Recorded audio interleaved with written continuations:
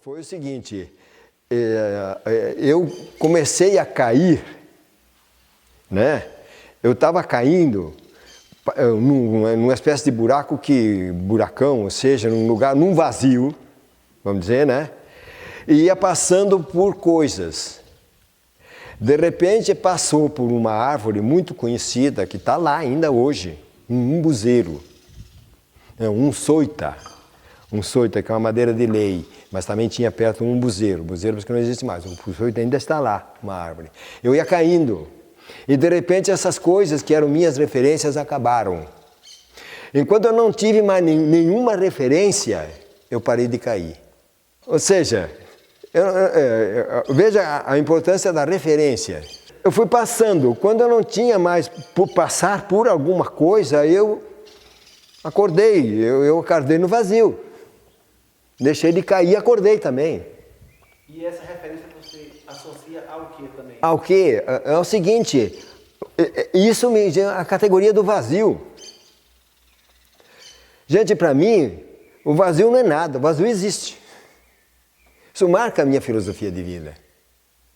O vazio é real. O vazio pode ser desejo, pode ser vontade, não é?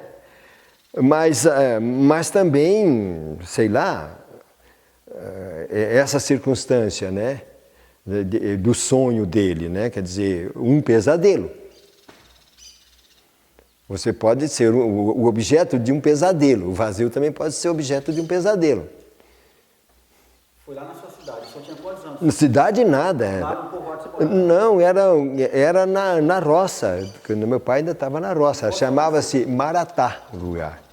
Município de? Maratá hoje é município, eu acho, de Piratuba. Era, na época que eu nasci, município de Concórdia. E o senhor tinha quantos anos? Hã? O senhor tinha quantos anos nessa época? 6 ou 7 anos. O senhor lembra nitidamente desse sonho? Nitidamente desse sonho, desse pesadelo. Isso nunca saiu da minha cabeça.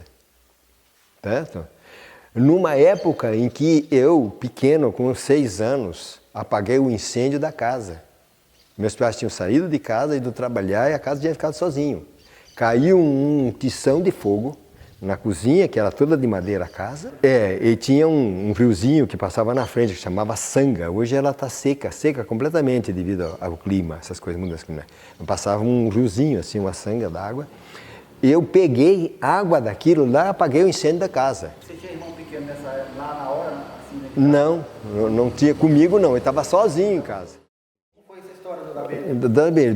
Bem ali naquele local, no Marandá, onde eu tive esse pesadelo, certo? Tinha visitas lá em casa e eu não estava para ouvir visita nenhuma, né? Eu fui fazer as minhas artes, como eles diziam, eles me chamavam de Pedro Arteiro, né? Foi o meu sobrenome era Pedro Arteiro, não parava, eu tinha que fazer alguma coisa. Aí foi o seguinte, eu sabia que aquela casa de Marimonda tinha mel, né?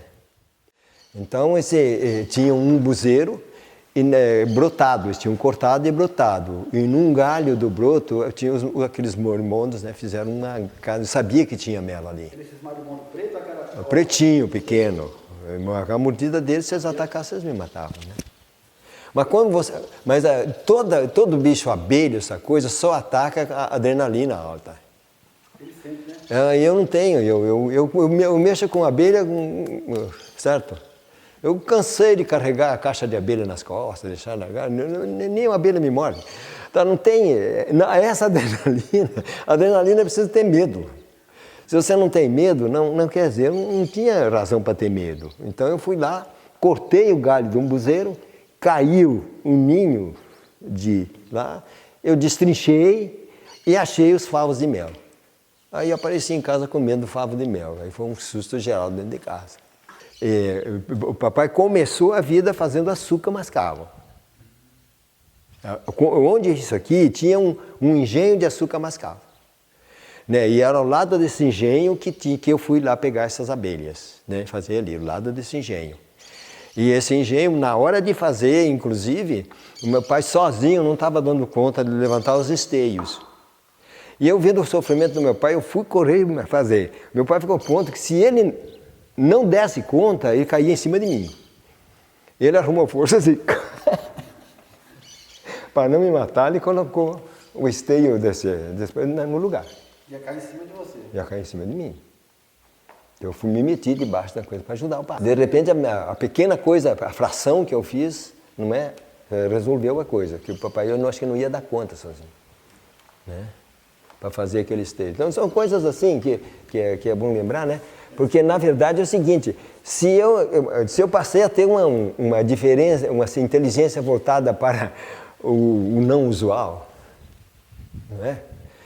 Isso está desse pesadelo de eu cair no vazio.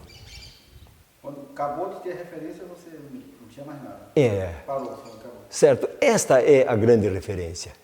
A referência mais universal possível. E nós temos aí.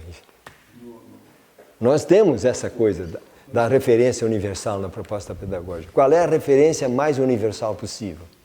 É o vazio. Certo? O vazio... Por quê? Porque isso aqui existe, mas ele não elimina o vazio. O vazio está dentro dele.